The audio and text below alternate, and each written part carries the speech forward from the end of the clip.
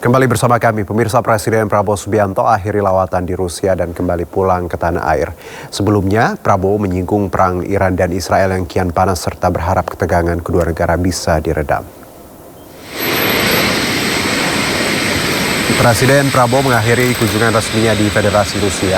Prabowo lepas landas dari Bandara Pulkovo, Saint Petersburg dengan iring-iringan pasukan jajaran kehormatan serta sejumlah menteri Rusia.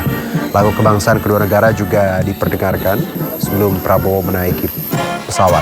Selama 2 hari di Saint Petersburg, Presiden jalani rangkaian agenda penting yang memperkuat hubungan bilateral kedua negara. Sebelum terbang ke Indonesia, Prabowo menyinggung memanasnya perang Iran dan Israel serta berharap ketegangan kedua negara bisa diredam.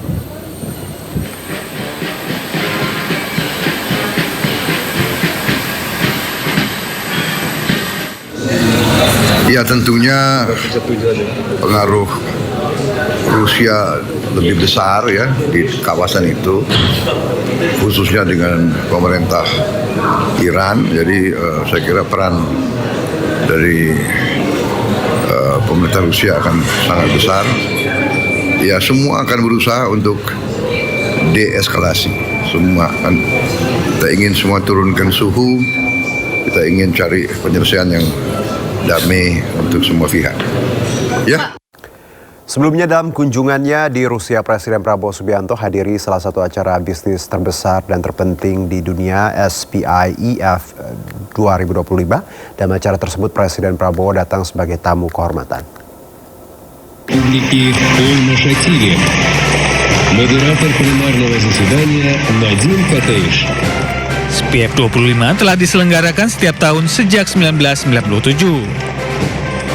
Dalam acara ini, Presiden Prabowo hadir sebagai tamu kehormatan. Acara ini memberikan kesempatan untuk menemukan mitra dengan tujuan mengamankan pertumbuhan bisnis lintas negara. Lebih dari 2.100 perwakilan dari lebih dari 45 negara dan wilayah hadir dalam acara yang diselenggarakan di Saint Petersburg. Your Excellency Paul, observers they want to read this political statement. Di mana sejak 2026 acara ini rutin diselenggarakan di bawah naungan Presiden Federasi Rusia. Dari Saint Petersburg, Rusia, tim iNews melaporkan.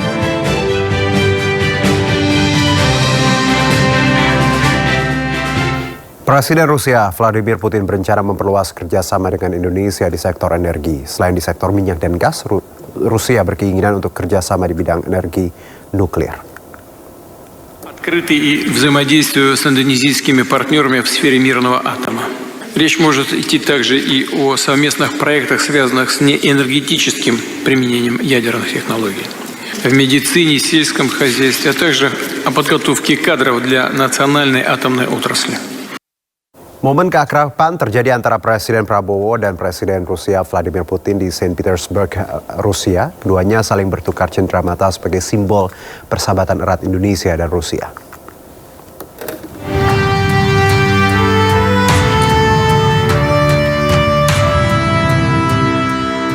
Usai melakukan pertemuan bilateral secara formal, Presiden Prabowo Subianto dan Presiden Vladimir Putin terlihat saling memberikan cenderamata yang penuh makna.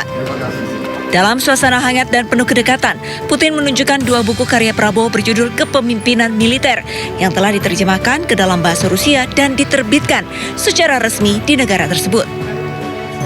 Putin juga memberikan hadiah khusus lain, yakni sebuah pedang perwira dan sebuah koin tradisional yang melambangkan persahabatan. Sementara itu, Prabowo juga memberikan keris Patimura, simbol perjuangan dan kehormatan dari seniman Bali. Ini keris dari Bali. Это балийский крест, традиционный кинжал. Dan yang buat ini sudah tinggal 4-5 orang lagi yang bisa buat ini dengan tangannya. Selain keris, Prabowo juga memberikan cenderamata patung miniatur berlambang burung Garuda yang dipahat dan diukir rapi dalam sebuah kotak. Pertukaran cenderamata ini menggambarkan eratnya hubungan diplomatik Indonesia dan Rusia yang telah berlangsung selama 75 tahun. Terima kasih banyak, saya akan letakkan di keris saya berganti. Terima kasih banyak. Presiden ke-7 Jokowi rayakan ulang tahun di kediamannya. Perayaan ini dilakukan secara spontan. Warga berdatangan di kediaman dan ucapkan selamat ulang tahun kepada Pak Jokowi. Sabtu siang tanpa diduga Jokowi keluar dari kediaman. Jokowi menemui warga yang sebelumnya menyiapkan ulang tahun yang ke-64. Meski digelar secara sederhana, ulang tahun ini begitu meriah. Jokowi didampingi Ibu Iriana menyampaikan terima kasih kepada warga yang merayakan. Warga sempat menyanyikan lagu ulang tahun dan disambut gembira Jokowi dan keluarga. Hanya sebentar Jokowi dan Iriana kembali masuk ke kediaman. Sebagian warga dan relawan juga membawa berbagai macam makanan untuk dimakan bersama.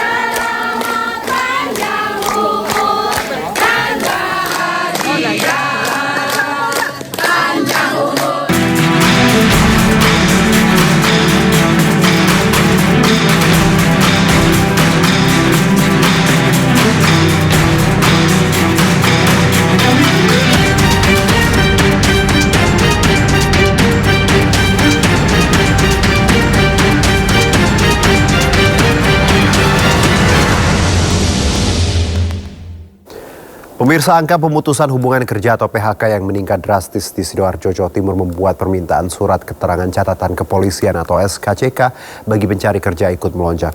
Aparat kepolisian pun berinovasi dengan layanan SKCK online dan keliling untuk memenuhi tingginya permohonan.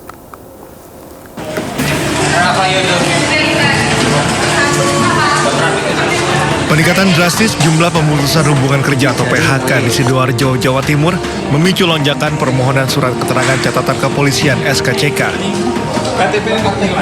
Antrean panjang pencari kerja kini terlihat di Polsek dan Polresta Sidoarjo setiap harinya. Menanggapi hal ini, Polresta Sidoarjo mengoptimalkan layanan SKCK online dan meluncurkan SKCK keliling online. Inovasi ini memungkinkan warga mendapat SKCK dengan mudah, bahkan di lokasi keramaian seperti alun-alun tanpa perlu datang ke kantor polisi.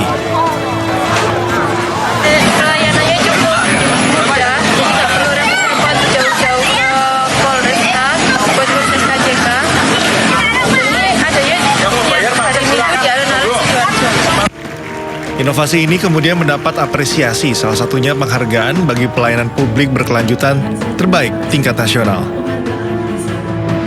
Penghargaan yang diberikan ini dari Bapak Pemda RB dan Bapak Kapolri tentunya menjadi semangat dan motivasi dari para anggota Polres Sidoarjo, khususnya yang bertugas di unit-unit layanan untuk dapat terus meningkatkan kualitas kemampuan dan tentunya juga terus memberikan inovasi-inovasi dalam layanan yang diberikan kepada masyarakat, khususnya masyarakat Kabupaten Sidoarjo.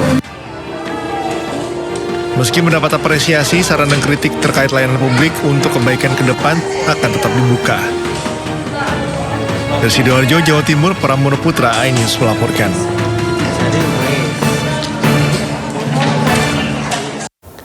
Pemerintah terus mendorong peran aktif pemerintah daerah dalam pembangunan nasional. Menteri Dalam Negeri Tito Karnavian mengajak Dewan Perwakilan Rakyat Daerah bersinergi untuk mencapai target pertumbuhan ekonomi hingga 8%.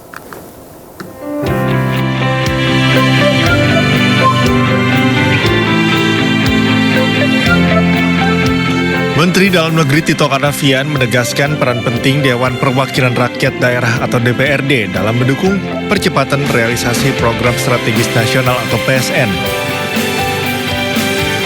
Keterlibatan aktif DPRD sebagai kunci dalam program prioritas seperti makan bergizi gratis hingga layanan kesehatan. Tito juga menyoroti pertumbuhan ekonomi nasional pada triwulan pertama 2025 sebesar 4,87%. Yang belum merata dan sangat dipengaruhi kontribusi seluruh daerah. Hal itu disampaikan Mendagri usai melantik pengurus baru Asosiasi DPRD Kabupaten Seluruh Indonesia atau ADKASI masa bakti 2025-2030 di Jakarta. Pertumbuhan ekonomi sekarang di angka 4,87%, rilis terakhir dari BPS. Ya.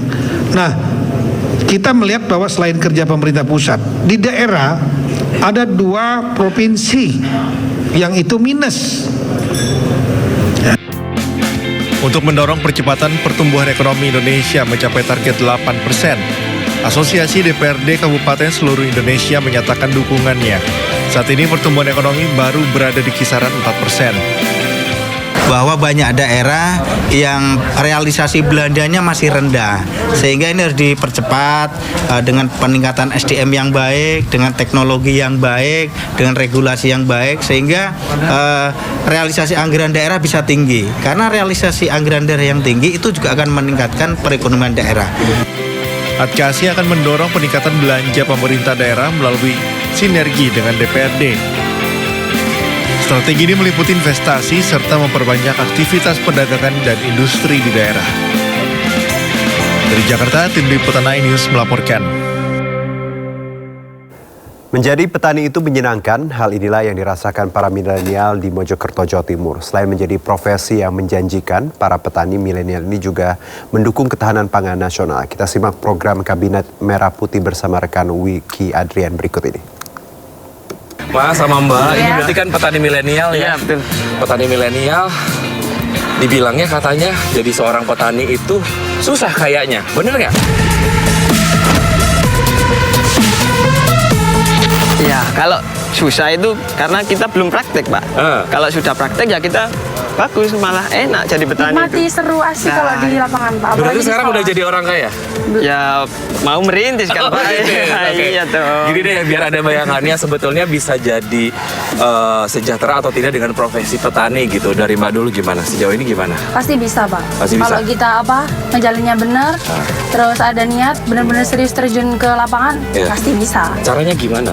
Ya, ini untuk bisa menjadi sejahtera dari profesi petani milenial. Sejahtera ini kita harus tekun, Pak. Terutama itu tekun, kita tahu tanaman ini kena hama, apa kena gimana, itu kita harus menyesuaikan gitu. Jadi kita biar hasilnya panen ini melimpah dan dengan harga yang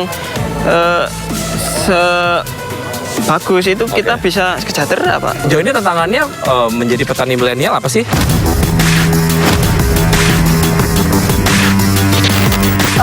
Lebih di itu sih, Pak, pupuk. Kita lagi pikir-pikir buat gimana sih caranya biar nggak pakai pupuk kimia. Oke. Gitu kan. Jadi menggunakan pupuk organik, lebih ke situ. Tapi belum tahu arahnya kemana ini. Oke, tapi yang sejauh ini disupport oleh pemerintah ataupun mungkin BUMN terkait sejauh ini gimana tuh? Memudahkan nggak teman-teman untuk bisa menjadi petani milenial yang sejahtera nantinya? Pasti mudah, sekali. Pak. Pasti mudah. Kalau kita tercukupi dengan pupuk atau apa, kita mudah untuk mencari akses itu, pasti kita sejahtera. Oke.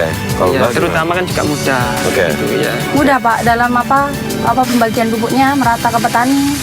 Terus ada bantuan benih-benih, bibit-bibit, ya itu sangat memudahkan. Kan kita bisa mencoba hal-hal baru, ini belum ditanam, dicoba ditanam hasilnya gimana, kan kita tahu. Siap.